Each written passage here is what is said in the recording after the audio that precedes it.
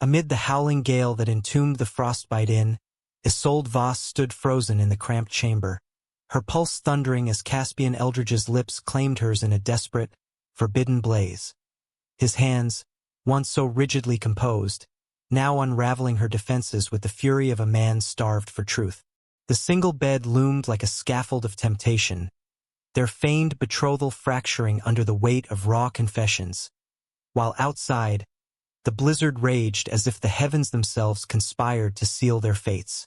If this stolen kiss has ensnared your soul, daring you to envision the storm's merciless revelations, hit subscribe now, for the heart's deepest tempests are only beginning to unfold. The carriage shuddered through the veil of swirling snow, each jolt a harbinger of peril as Isolde Voss gripped the velvet armrest, her emerald gaze piercing the opaque white beyond the frosted pane. Across from her sat Caspian Eldridge, heir to the shadowed spires of Eldermore Estate, his posture an unyielding column of aristocratic restraint, absorbed in a leather-bound tome as if the encroaching doom were but a trifling annoyance. "This folly rests upon your shoulders," she hissed, her voice slicing through the howl outside, drawing his steel-gray eyes upward at last, flat with the frost of irritation that had defined their every encounter.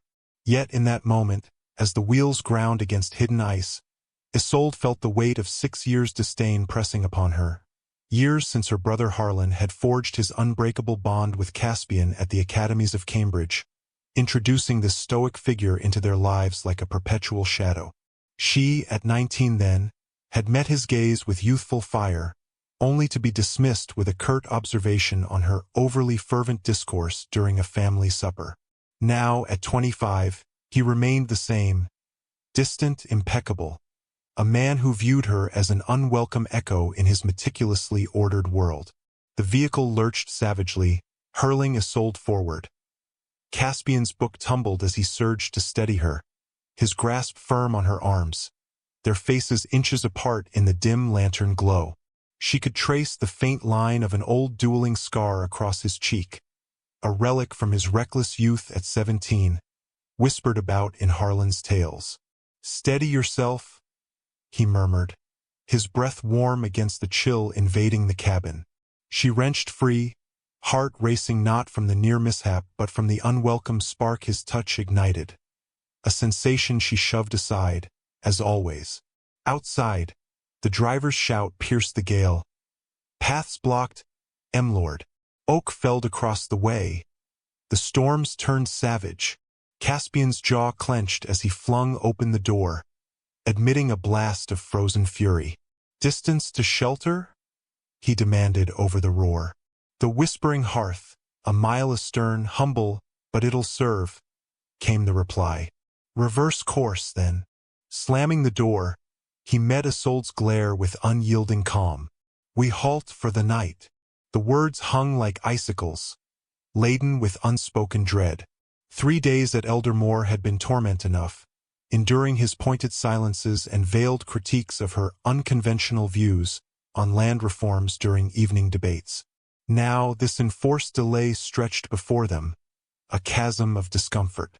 Isolde drew her cloak tighter, suppressing a shiver that owed little to the cold. What twisted fate bound her to this man, of all souls, in nature's merciless grip? As the carriage maneuvered the treacherous pivot, Caspian's profile etched against the flickering light revealed a rare flicker of calculation, perhaps weighing the scandal of their unchaperoned travel or the inconvenience of her presence. "I'll dispatch word to Harlan," she said coolly, breaking the brittle quiet. "He'll relish the tale of your chivalrous escort." Caspian's response was a low murmur. "Your virtue remains unassailed. Will ensure discretion." The implication stung, as if she were a fragile ornament requiring his guardianship. Yet beneath her ire simmered a question she dared not voice. Why did his nearness unsettle her so profoundly, stirring echoes of emotions long buried? The whispering hearth emerged from the blizzard like a spectral refuge. Its thatched roof bowed under snow, thorny brambles clawing at its walls in skeletal defiance. Warmth spilled from mullioned windows, a beacon amid the chaos. Caspian alighted first, extending a gloved hand to aid her descent. Isolde accepted reluctantly, her boots slipping on the glazed path, his grip the sole anchor in the maelstrom. Inside, the common room teemed with storm-ravaged souls, the air thick with damp wool, peat smoke, and hearty ale. The innkeeper, a weathered soul named Garrick with a patch over one eye, eyed them wearily. "Rooms?" he grunted, ledger in hand. "Storms packed us tight. One chamber left, narrow bed for one, but it'll shield ye." Isolde's stomach plummeted. Caspian's expression hardened. "We'll claim it," he declared, coins clinking onto the counter without pause. "One room," Isolde whispered fiercely, clutching his sleeve. "This borders on madness." His gaze met hers, unyielding. Would the stables suit better, or the throng below? Discretion demands unity. The innkeeper's curiosity sharpened. Caspian smoothed his features into affable deception. "Pardon my betrothed's nerves. The tempest unnerves her." Isolde stifled a gasp as he clasped her hand. "We're en route to her kinsholdings to seal our union." The innkeeper's suspicion thawed. "Ah, lovebirds in the making, blessings upon ye." Up the stairs, third door. As they ascended, Caspian's palm firm against her back, Isolde's mind reeled. Betrothed, the lie burned, yet its necessity silenced her protest. In the narrow hall, she whirled on him. "Betrothed? Have you lost your senses?" "Practicality, Miss Voss," he replied evenly. "The truth invites ruin, for us both." She loathed his logic, loathed the thrill it masked. The chamber awaited, its single bed a silent challenge in the flickering hearthlight. What would you risk in such a storm of deception, when every glance betrays the heart's hidden storm? Comment below and share your thoughts. Isolde sank onto the bed's edge, the coarse linens a stark contrast to the silken comforts of her family's modest yet ascending estate in the verdant hills of Ashford Vale. Her fingers, chilled to the bone, fumbled with her cloak's clasp, memories flooding unbidden. The day Harlan had first brought Caspian home, a towering figure of 24 to her 18, his presence commanding the drawing room like a winter gale. "Your enthusiasm for botanical studies is quaint," he'd remarked then, his tone laced with that infuriating condescension, as if her passion for rare herbs and their medicinal virtues were a child's fancy rather than a scholarly pursuit. Now, watching him kindle the reluctant fire with precise, economical movements, she traced the contours of his desires and fears, mirrors, perhaps, to her own. Caspian Eldridge, future Viscount of Eldermore, carried the weight of an ancient lineage, his father's expectations a yoke forged in iron alliances and political maneuvers. Whispers in society painted him as the dutiful son, courting the polished Lady Seraphina Voss, no relation to her, a cruel twist of nomenclature, whose family promised lands and influence to bolster the Eldridge fortunes. Love, for him, was a footnote in ledgers of obligation. Vulnerability, a crack in armor he could ill afford. Yet in stolen glances over the years, at Yuletide gatherings where she'd overheard his quiet debates with Harlan on estate reforms, or at assemblies where his eyes lingered a fraction too long on her spirited retorts, Isolde sensed a chasm beneath his facade. A man who fenced with shadows, scarred not just by that youthful duel over a point of honor, but by the isolation of his station. "Why pursue Lady Seraphina?" she ventured now, her voice threading the quiet like smoke. His poker stilled. "Such matters transcend sentiment. They secure legacies." "And your heart?" she pressed, her own wounds surfacing. Years pining for Elias Thorne, the charming neighbor who'd viewed her as little more than a sibling's shadow. His attentions forever elsewhere until her family's recent prosperity in spice trades turned heads. Caspian rose, shadows dancing across his angular features. "Hearts are frail instruments, Miss Voss. Mine plays no role in matrimony." The dismissal stung, echoing Elias's indifferent smiles at village fetes, where she trailed him with adolescent hope, only to be met with polite oblivion. "At least I dare to feel," she countered, stripping off her gloves with defiant snaps. Unlike some, who entomb themselves in duty. His gaze darkened, a storm brewing. Feeling invites ruin. Witness your infatuation with thorn, mooning after a man blind to your worth. Her cheeks flamed. How had he known? Harlan's careless jests, no doubt. That was folly of youth, she lied, though the ache lingered. Elias, with his golden locks and easy laughter, had danced with her once at the harvest ball, prattling of his hounds while her heart fractured. Better folly than your glacial existence. Silence descended, broken only by the fire's crackle. Caspian shed his overcoat, revealing the crisp lines of his waistcoat, a symbol of his constrained world. Supper arrives shortly, he said, averting his eyes. Rest, we endure this trial but briefly. As he departed to summon sustenance, Isolde pondered their tangled web, her fear of eternal invisibility, his dread of defying lineage. Secrets simmered, her clandestine sketches of forbidden herbs, potent enough to heal or harm. His hidden letters to reformist allies, risking paternal wrath. In this forced intimacy, foundations shifted, empathy budding like fragile shoots in frozen soil. What secrets might unravel next, binding or breaking them irreparably? The storm's fury unrelented through the night, winds screeching like banshees against the inn's timbers, rattling Isolde from fitful slumber. Dawn brought no respite.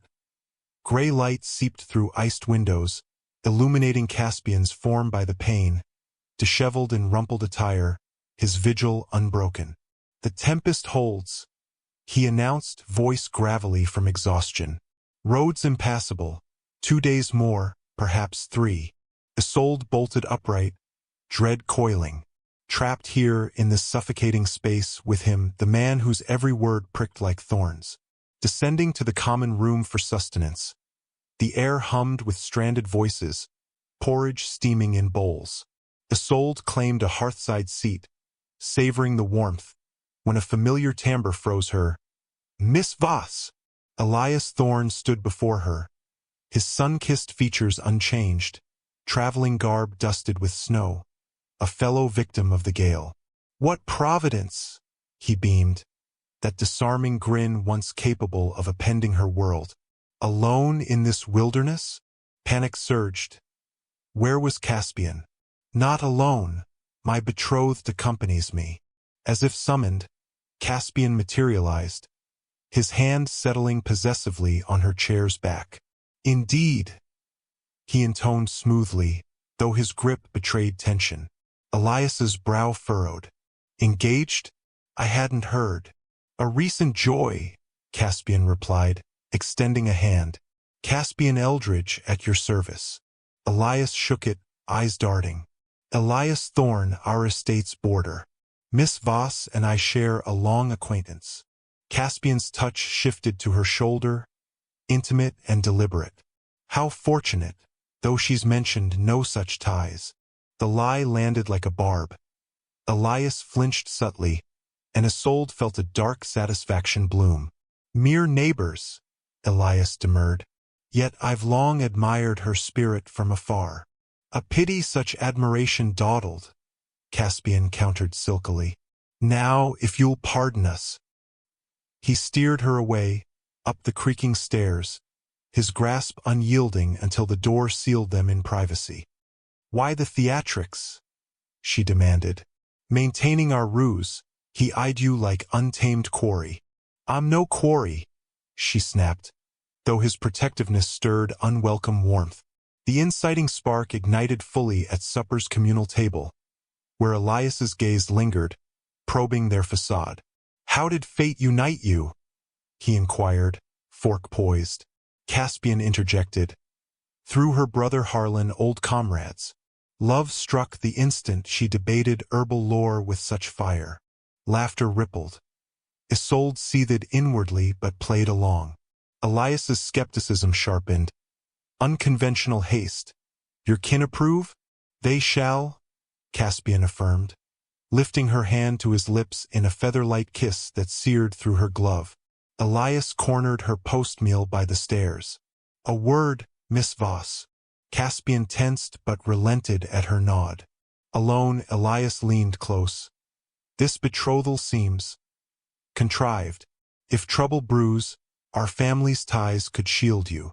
His offer veiled threat. Isolde's pulse raced. No trouble exists. Yet his words sowed doubt, forcing her to question the deception's fragility.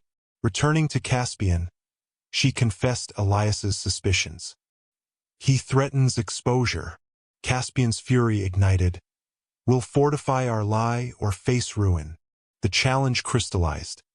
Their pretense now a battleground, desires clashing with duty in the storm's unyielding grasp. Days blurred in the inn's confines, the blizzard a relentless warden as Isolde and Caspian navigated their fabricated union amid watchful eyes. Mornings brought shared meals in the common room, where Caspian's arm draped casually over her chair. His whispers feigned endearments that blurred into authenticity. Darling, more tea? Drawing envious sighs from fellow travelers. Yet each return to their chamber amplified the strain. The single bed a silent arbitrator, Caspian insisting on the floor's chill until exhaustion claimed him. His form curling nearer in the night, breaths sinking in unwitting harmony. Obstacles mounted. Elias's persistent overtures, cornering Isolde during a brief hearthside respite. Your merchant betrothed suits ill a woman of your lineage, he murmured, hand brushing hers. Our estates align, imagine the union. She recoiled, but his words echoed her insecurities. Her family's spice fortunes a recent boon that turned suitors' heads from indifference to avarice. I'm committed, she retorted, fleeing to Caspian, who paced their room like a caged wolf. He's probing for cracks. Your dowry lures him, not your essence. Deepening bonds wove through the tension. Late nights by the fire, Caspian shared fragments of his world. His father's iron edicts, the duel that scarred him over a sister's honor, his secret advocacy for tenant reforms. Duty chains me, he confessed, vulnerability cracking his facade. Isolde reciprocated, unveiling her herbal sketches, potent blends that could mend or mislead. I've always been the overlooked Voss, she admitted.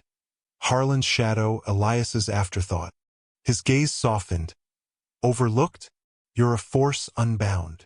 Red herrings teased. A traveler's gossip of elopements gone awry, mirroring their plight, heightening paranoia. Growth flickered, Isolde's impulsivity tempered by Caspian's caution, his rigidity yielding to her fire. Hope sparked in stolen touches. His hand steadying her on icy stairs, lingering too long, her mending a tear in his coat, fingers brushing skin. Frustration boiled during a heated exchange. You act the devoted lover downstairs, yet here your stone. Better stone than shatter us both, he growled, proximity igniting sparks. The tension crested one eve as Elias pressed at supper. Your haste reeks of necessity? Compromised, perhaps? Caspian's grip on her hand bruised. Mind your insinuations. The room hushed. Isolde's heart thundered. Back in seclusion, Caspian exploded. He hunts your fortune. Harlan spoke of Thorn's debts. Doubt assailed her. Was Caspian's defense duty or desire? As night fell, his arms encircled her in sleep's haze, a subconscious surrender. Hope flickered amid frustration. What if this facade concealed a truth worth pursuing? Would you cling to deception amid such rising storms, or dare to unveil the heart's true compass? Share your reflections in the comments. The blizzard's grip loosened on the third dawn, weak sunlight piercing the frost, yet the emotional tempest raged unchecked. Isolde awoke entwined in Caspian's embrace, his arm a warm anchor across her waist, breaths mingling in the quiet. Deliberate this time, no accident of chill. She stirred. He tensed, awareness dawning. This crosses every boundary, he whispered. Yet his hold lingered, fingers tracing her spine with hesitant reverence. We must cease, she agreed, though her body betrayed her, arching into his warmth. Neither withdrew. Instead, confessions spilled like melting snow. You're no mere duty, Caspian admitted, voice raw. These years, I've watched you, your fire at gatherings, your debates that challenged my world. At the Vale Assembly 3 summers past, in that sapphire gown, laughing with abandon. I realized then, but duty forbade. Isolde's breath caught, the game-changer unveiled. He'd harbored affection, masked by disdain. And Elias? She probed. A fortune-seeker, yes, but my warnings stemmed from fear. Fear you'd choose him, blind to his motives. Betrayal twisted. His criticisms, his distance, all shields against forbidden want. Passion ignited. She pulled him closer, lips meeting in fervent exploration, barriers crumbling as clothes yielded to urgent hands. This alters nothing, he gasped, even as intimacy deepened, bodies merging in a blaze of long-denied truth. In aftermath's glow, vulnerability exposed, I court Seraphina for alliances. My father demands it. Love, a peril I evade. Isolde's heart fractured. The revelation shifted beliefs. He loved her, yet chains bound him tighter than any storm. Stakes soared. Elias's letter to Harlan, intercepted by a sympathetic traveler, hinted at compromised virtue and offered salvage through union. He's scheming exposure, Caspian raged, crumpling the missive. Beliefs shattered. Isolde saw Elias's charm as venom, Caspian's stoicism as sacrifice. Fight this, she urged, but he withdrew. I can't, duty prevails. The midpoint detonated. Passion's fire clashed with betrayal's chill, forcing Isolde to confront her worth, Caspian his cowardice. As sunlight mocked their turmoil, the inn buzzed with departures, but their storm intensified. What alliances would shatter next? With the storm's retreat came unrelenting despair, the inn's walls closing in as Isolde and Caspian grappled with Revelation's wreckage. Mornings dawned hollow. He retreated to the chair's discomfort, their shared bed now a forbidden realm, his touches absent, words clipped. Last night was folly, he declared, eyes averted, rebuilding his armor piece by frigid piece. Isolde's pleas echoed unanswered. You confessed love, now you flee? Love changes not, he countered harshly. My path is set, Seraphina, alliances, legacy. Insurmountable odds piled. Elias's influence spread like frost, whispers in the common room of hasty betrothals and compromised ladies. A confrontation erupted. Elias accosted Isolde alone. Admit it, he's ensnared you in scandal. My proposal mends all. Our families unite, fortunes secured. His grip bruised her arm. She wrenched free, but doubt seated. Was she merely a pawn in men's games? Harlan's reply arrived via courier. Stern. Return forthwith. Rumors swirl. Eldridge explains little. Guard your honor. Hopelessness consumed Isolde. Nights alone in the bed, tears soaking pillows, confronting fears of perpetual solitude, of loving a man entombed in duty. Caspian fared worse, pacing endlessly, letters from his father demanding Seraphina's courtship resumption. Fail this, forfeit inheritance. Desperation peaked in a midnight clash. You're a coward, hiding behind obligations, she accused. And you're naive, demanding what I can't give, he roared, storming out into the lingering cold. The lowest ebb struck when Elias cornered Caspian. She's mine by rights. Your facade crumbles. Fists nearly flew. Isolde intervened, but the fracture deepened. Alone, she whispered to the dying fire. What if he's right? What if I'm unworthy? Caspian, overhearing from the threshold, fled again, leaving her in isolation's abyss. Bonds strained to breaking, fears confronted in solitude, despair's grip absolute, with no dawn in sight. From the depths of despair, resolve stirred, slow at first, like embers breathing beneath ash. The inn lay hushed in its final hours before dawn. The world narrowed to the hearth's dying glow and the woman seated before it. Isolde sat alone, shadows dancing across her face, as she turned the worn pages of her herbal ledger. Each mark, each careful notation, told a story of survival. Remedies brewed in secret, tinctures crafted not for profit but for preservation. Healing, endurance, courage. These were not the tools of a woman meant to vanish quietly. She closed the book, fingers tightening around its spine as a truth settled heavily but cleanly in her chest. She had spent too long measuring herself through others' eyes, through expectations, permissions, withheld affection. No more. Her worth was not granted by a man's approval, nor diminished by his fear. Love, she realized, was not something to beg for. It was something to choose, to stand inside boldly, or walk away from whole. "I won't fade into shadows," she whispered into the fire, the vow binding itself to her bones. When she returned to the chamber, Caspian was there, standing rigid by the window as if bracing for impact. The air between them crackled. Unsaid words, restrained longing, exhaustion edged with hope. She did not soften her resolve for him. She met his gaze and spoke with clarity that left no room for retreat. "If you won't fight," she said evenly, "then I will, for us or for my freedom." The words struck deeper than anger ever could. Caspian's carefully held composure fractured.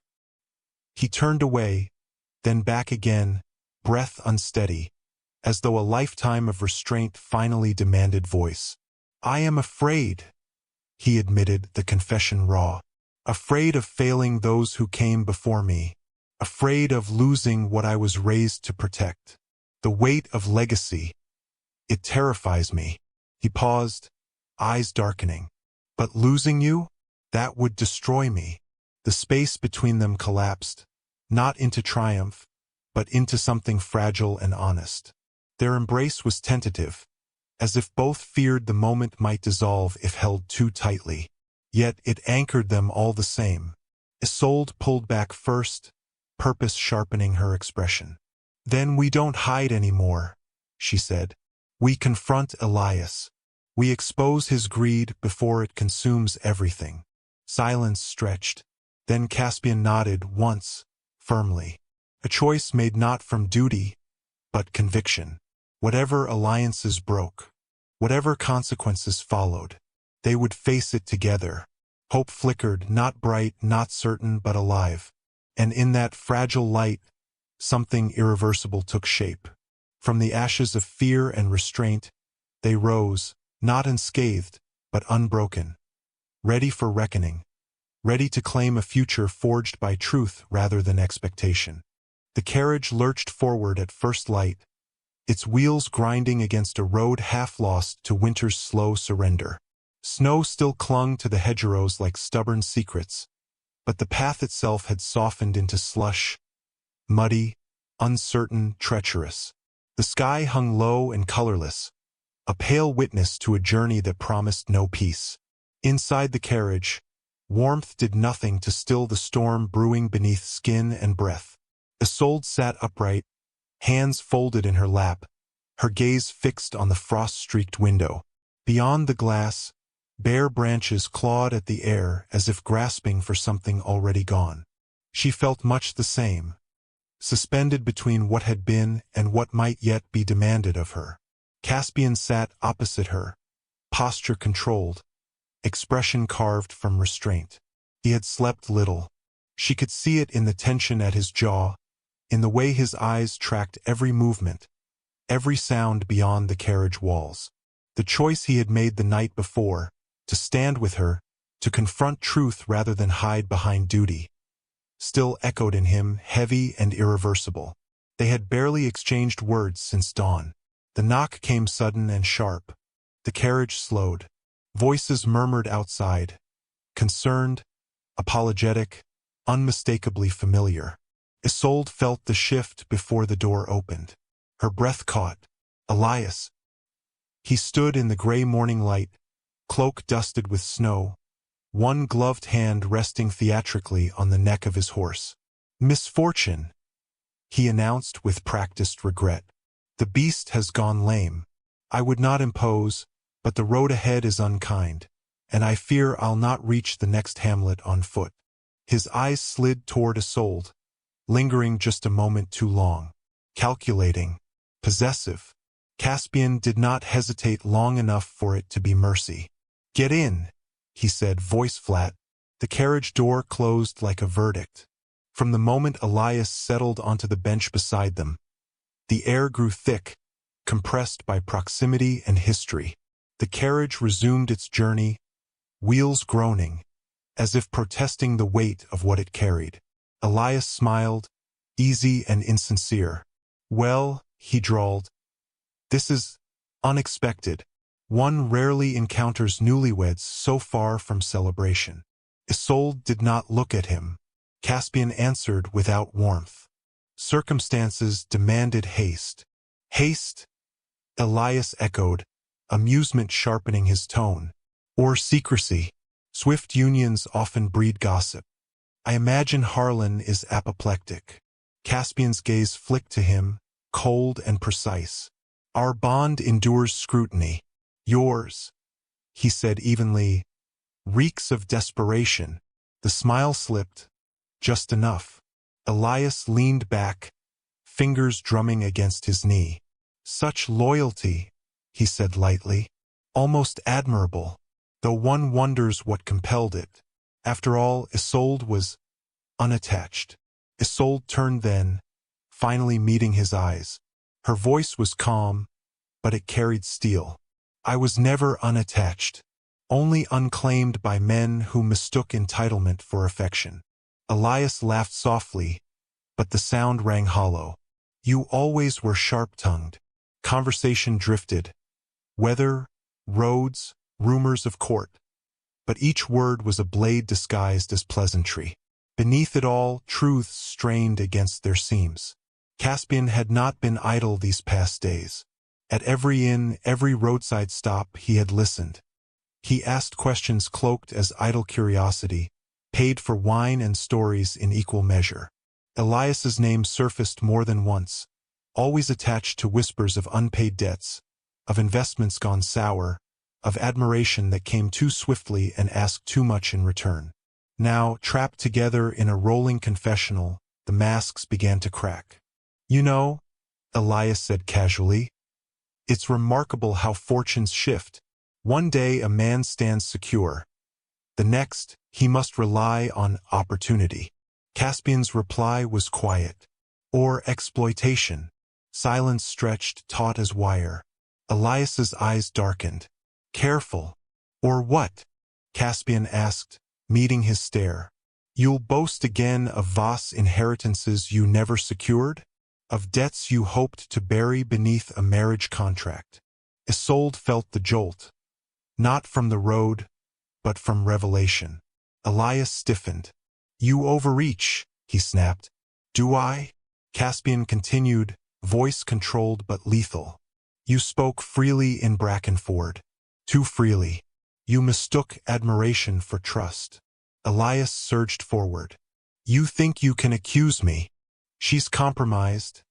Elias interrupted suddenly, turning toward Isolde with naked fury. "Yield her. This farce ends now." The carriage rocked violently as Caspian rose, fist connecting with Elias's jaw. The impact was sharp, contained, devastating. Elias reeled back, crashing against the wall. "Another word," Caspian said, breathing hard, "and you'll leave this carriage face first into the snow." Isolde stood. Her voice cut through the chaos, steady and absolute. "Stop, both of you." She faced Elias fully now, every inch of her unafraid. "I choose freely," she said. "Not wealth, not safety, not your cage. I choose my own life and my own love." Elias stared at her, stunned, humiliated, exposed. Caspian reached for her hand. "I love her," he said aloud, no restraint left to save. "And I renounce Seraphina's courtship, her alliance, and every comfort that demanded silence in exchange." Later, when the carriage halted at the next hamlet, Elias was put out. Cloak askew, pride shattered. He did not look back. As the carriage pulled away, silence returned, But it was different now. Cleansed. Isolde leaned into Caspian's shoulder, exhaustion washing over her. He pressed his forehead to her hair, breath unsteady. Truth had aligned. The storm had broken, and for the first time the road ahead, muddy, uncertain, human, felt like freedom. The road to Voss Manor curved gently through frost-laced fields, the estate emerging from the winter mist like a memory half-held. Isolde watched its familiar silhouette draw nearer, heart steady but alert. This was not a return of fear or obligation. It was a return of truth. Caspian sat beside her, his presence no longer guarded but deliberate. Every mile carried them closer to judgment. Not of the court, not of rumor, but of family, of Harlan Voss. When the carriage halted, the manor doors opened without ceremony. No fanfare, no warmth either, just waiting. Harlan received them in the east parlor, where generations of restraint had soaked into the walls. He rose as they entered, his expression unreadable, eyes moving from Caspian to Isolde and back again. "Speak," he said at last. Caspian did not hesitate. "I love her," he said plainly. "I ask permission, not forgiveness, to court her openly." The words landed heavily. Isolde felt the room hold its breath. Harlan's jaw tightened. "Love," he repeated. "You bring scandal to my door and name it love." "Yes," Caspian replied, "and I bring my honor with it. I will not hide her. I will not trade her for alliances. If I must stand alone, I will, but I would rather do so with your knowledge than your silence." The fire crackled. Outside, the wind moved softly against the windows. Harlan turned his gaze to Isolde. "And you?" he asked. "What do you seek in my son?" She met his eyes without flinching. "Not rescue," she said. "Not rank. I seek a partner who walks beside me, not ahead, not above. I seek a life built honestly. If that is impossible here, I will leave with no regret." Something shifted then, not approval but recognition. Scandal did arrive, as scandals always do. Whispers at dinners, glances too long held, polite invitations quietly withdrawn. But Caspian did not retreat. He attended gatherings with Isolde at his side. He answered questions without defensiveness. He refused to correct rumors that painted him reckless, only those that dishonored her. And slowly, the whispers lost their teeth. Harlan watched all of it. Weeks passed, then months. Caspian challenged his father, not with rebellion but resolve. He spoke of estates managed poorly for appearance's sake, of alliances that drained rather than strengthened, of duty redefined as stewardship rather than sacrifice. The arguments were not gentle. But one morning, Harlan summoned him alone and said only, "If you fail as your own man." It was as close to blessing as Harlan could give. Isolde, meanwhile, stepped into the light she had once occupied only in shadow. Her herbal work, once whispered about as eccentric or improper, was brought forward. She published remedies. She trained apprentices. She treated tenants openly, without apology. Those who scoffed found themselves quietly dependent on her skill. Even Elias's thread found resolution. His ruin had been imminent, but Caspian intervened, not out of affection, but mercy. Debts were settled under strict terms. Pride was stripped, but survival allowed. Elias left the region quietly, diminished but alive. 2 years passed. Yuletide came to Eldermore wrapped in gentle snow, the kind that softened rather than buried. Candles glowed in every window. Laughter carried through halls once heavy with restraint. Isolde stood with Caspian beneath garlands of pine, a cup warm in her hands. Around them, family mingled, not perfect, not healed entirely, but trying. "To storms weathered," Caspian said softly, lifting his glass. "And those yet to come," Isolde replied, smiling. They had chosen each other, not once, but daily. In defiance, in patience, in joy. Love had not erased duty. It had transformed it. Fulfillment radiated not as triumph, but as peace. And as snow continued to fall, gentle and sure, they knew this truth above all others. Some loves do not arrive gently. They arrive tested and remain because they are chosen.